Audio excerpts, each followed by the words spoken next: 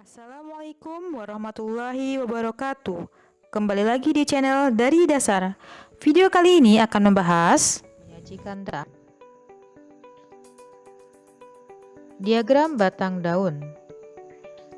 Diagram batang daun adalah suatu metode penyajian data statistik dalam kelompok batang dan kelompok daun dari suatu kumpulan data. Contohnya di sini ada data tunggal yang sudah diurutkan. Akan disajikan dalam diagram batang daun. Di sini batang menunjukkan puluhan, kemudian daun itu adalah satuan. Jadi ini puluhan, yang ini adalah satuan. Sekarang yang 0 puluhan itu ada 1 sampai 9. Kemudian yang puluhannya 1 ada 10, 12, 12-nya 2 kali, 14, 15 sama 15 2 kali. Kemudian yang puluhannya 2 itu ada 21 sama 22 sama 28 ya. Lalu ini adalah penyajian diagram batang daun dengan skala 10, yaitu 0 sampai 9, 10 sampai 19 dan seterusnya. Jadi ada batang daun yang disajikan dengan skala 10, ada yang disajikan dengan skala 5. Kalau yang 5 seperti ini, jadi 0-nya dibuat pangkat 0, 0 pangkat 5. Ini maksudnya adalah 0 pangkat 0 itu berarti 0 sampai 4 skalanya, 0 pangkat 5 itu berarti 5 sampai 9 dan seterusnya. Jadi yang 0 sampai 4, yang skala 0 sampai 4 itu ada 1 sampai ini, 1 sampai 3. Nah, 1, 1, 2, 2, 3. Kemudian yang skala dari 5 sampai 9 itu ada 6, 6-nya 2 kali, terus 7 sama 8, 9. Lalu yang puluhannya 1 dari 0 sampai 10 sampai 14 ya. Ada ini 0, 10, 12-nya 2 kali sampai 14. Kemudian yang di atas 15 dari 15 sampai 19 itu cuman ada 15 sama 15. Lalu yang puluhannya yang dari 21 sampai 24 itu cuma 1, 21 dan 22. Kemudian yang di atas 25 ke atas itu adalah 28. Ini adalah contoh cara menyajikan diagram batang daun dengan skala 10 maupun dengan skala 5. Kemudian selanjutnya masih contoh dari diagram batang daun.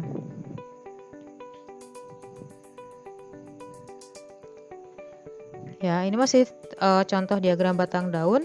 Cuman di sini ada beberapa ada dua kelompok data, yaitu data kelompok A dan data kelompok B.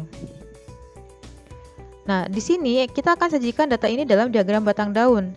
Jadi bisa dibuat dalam satu tabel. Di sini batangnya ditandai dari puluhannya 0 sampai 5 ya, karena di sini yang paling tinggi adalah puluhannya 5. Kemudian kita akan lihat satuan dari kelompok A. Yang puluhannya itu enggak ada ya. Kemudian yang puluhannya 1 ada 17.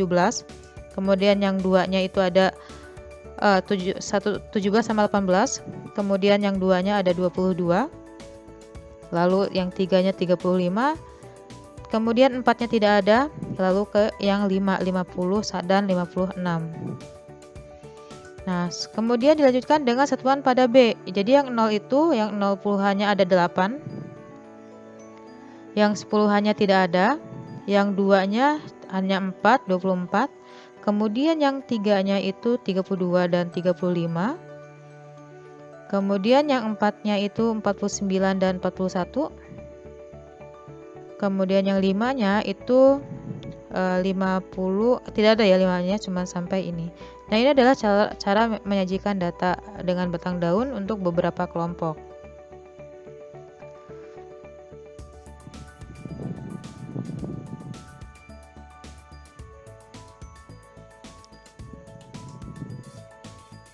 Sekarang distribusi frekuensi adalah penyajian data secara berkelompok ke dalam kelas-kelas interval yang berbeda untuk memberikan informasi dengan data yang banyak dan mudah dibaca. Jadi, ada caranya untuk membuat beberapa data itu menjadi kelas-kelas interval. Yang pertama, Kalian tentukan dulu data terkecil dan data terbesarnya. Setelah mendapatkan data terkecil maupun terbesar, kalian cari jangkauan atau ranknya. Di mana rank itu rumusnya adalah data terbesar dikurangi data terkecil. Setelah menentukan rank, tentukan banyaknya kelas. Ada berapa kelas yang dapat dibentuk? Dengan rumus K sama dengan 1 ditambah 3,3 log N. N itu banyaknya data. Setelah itu baru tentukan panjang atau lebarnya kelas. Dengan rumus rank per kelas, per K ya, rank per K. Contoh di sini ada data tinggi badan pemain sepak bola SMA Al-Kausar. Diperlihatkan dalam tabel berikut. Nah, di sini ada datanya. Kalian tentukan dulu yang data tertingginya apa, yaitu 183.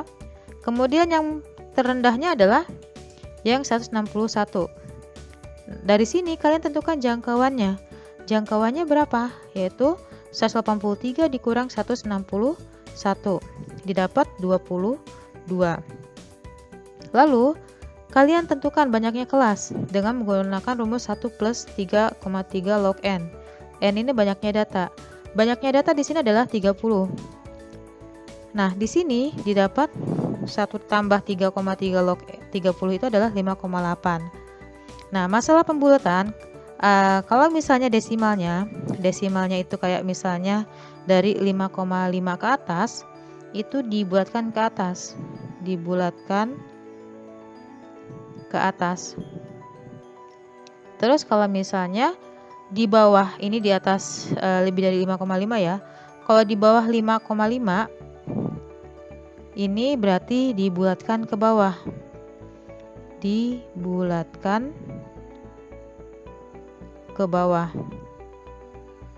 Nah, ini adalah cara pembulatan dalam statistika. Setelah kalian menentukan panjang banyaknya kelas, sekarang tentukan panjang kelasnya. Panjang kelas atau lebar kelasnya adalah R per K, di mana ranknya itu adalah 22, K-nya itu adalah 6 ya. 22 dibagi 6 itu adalah 3,7. Nah, ini juga bisa dibuatkan ke atas karena desimalnya di atas 5, dibuatkan menjadi 4. Sehingga sekarang kita akan buat distribusi frekuensinya. Ini tabelnya. Kita akan tentukan kelas pertama dulu. Jadi tipsnya supaya mudah, kalian ingat panjang kelasnya. Jadi untuk selanjutnya, data-data selanjutnya itu ingat panjang kelas. Daripada kalian harus menulis seperti ini dulu, yang misalnya 161, berapa, itu lama dan menghitungnya satu-satu, lebih baik kalian hitung ke bawah dulu. Hitung ke bawah. Jadi misalnya gini, 161 ditambah 4 adalah 165. Terus tambahin lagi 4, 169. Tambahin lagi 4, 173. Tambahin lagi 4, 177. Tambahin lagi 181. Nah, ini yang ke bawah. Nah, yang ke sampingnya kalian cukup tentukan satu yang di kelas pertamanya saja. Misalnya gini, ini kan 165, berarti di bawahnya berapa? 164. Nah, kalian cukup satu menentukan yang 164-nya. Karena kalau yang ke bawahnya itu tinggal ditambahkan dengan panjang kelas. Tambahkan 4. Jadi 168. Tambahkan lagi dengan 4, 172. Terus tambahkan lagi 4 sampai didapat 184. Nah, frekuensinya lihat dari 161 sampai 164 itu ada berapa? Ada 2. Kemudian yang ini kelas keduanya ada 5. Kelas ketiganya ada 7. Kemudian kelas ini selanjutnya 10, 4, dan totalnya adalah 30. Ini adalah cara membuat distribusi frekuensi. Untuk selanjutnya, jadi untuk data ini, tabel ini akan dipakai untuk contoh-contoh selanjutnya. Jadi ingat panjang kelasnya. Panjang kelasnya adalah 4.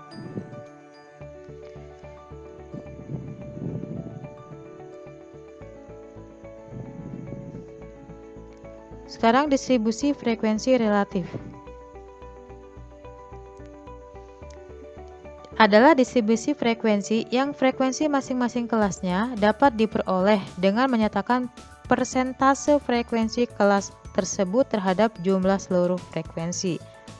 Jadi masih menggunakan data yang tadi. Di sini kita akan mencari frekuensi relatifnya, yaitu dengan dengan membuat persentase. Jadi 2 itu dari 30. 2/30 kali 100% adalah 6,67%. Kemudian yang kelas keduanya juga sama, tinggal 5/30 kali 100% sama dengan 16,67%. Begitu juga untuk kelas-kelas yang lainnya, tinggal kalian cari persentasenya sehingga didapat frekuensi relatifnya. Nah, ini adalah contoh cara membuat distribusi frekuensi relatif.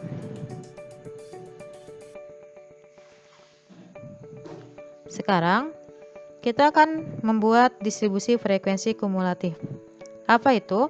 Adalah distribusi yang menyajikan data dengan pengelompokan frekuensi agar diketahui data kurang darinya atau lebih darinya. Contohnya seperti ini, masih menggunakan data yang tadi. Di sini kita akan menggunakan data frekuensi kumulatif kurang darinya, misalnya kurang darinya dari 160,5. Dari mana 160,5 ini nanti akan dijelaskan di slide selanjutnya. Jadi yang kurang dari 165 itu 0 ya, nggak ada. Kemudian ada yang ini, yang kedua, ini tambahin 4 aja.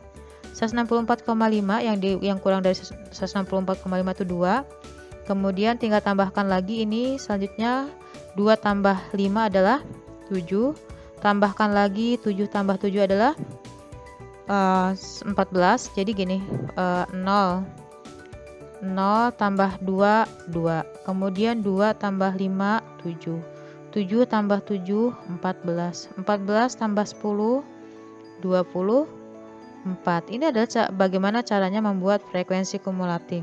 Kemudian 24 tambah 4 adalah 28. Tambah lagi dengan 2 jadi dapat 30. Ini adalah frekuensi kumulatif yang naik. Sekarang kalau misalnya kita mencari tinggi yang lebih darinya, lebih dari 160, berarti yang ini 30, dari 30. Nah, untuk yang pas ini, kalau yang lebih darinya dia turun frekuensi kumulatifnya. Jadi yang 30 tinggal 30 kurang 2 berapa? Maksudnya bukan 2 di sini, 2 yang di sini ya. 30 kurang 2 adalah 28. Kemudian nanti 28 kurang 5. 28 kurang 5 berapa? 23 ya. Terus 23 kurang 7 berapa? 23 kurang 7 adalah 16. Kemudian 16 kurang 10 berapa? 6. 6 kurang 4 berapa? Yaitu 2. 2 kurang 2 berapa? 0. Itu cara mendapatkan frekuensi kumulatif yang naik maupun turun. Ini kalian harus tahu, harus bisa cara menentukan frekuensi kumulatifnya, karena ini nanti akan diterapkan pada frekuensi yang maksudnya diagram yang Ogive. Demikian video pembahasan kali ini. Assalamualaikum warahmatullahi wabarakatuh.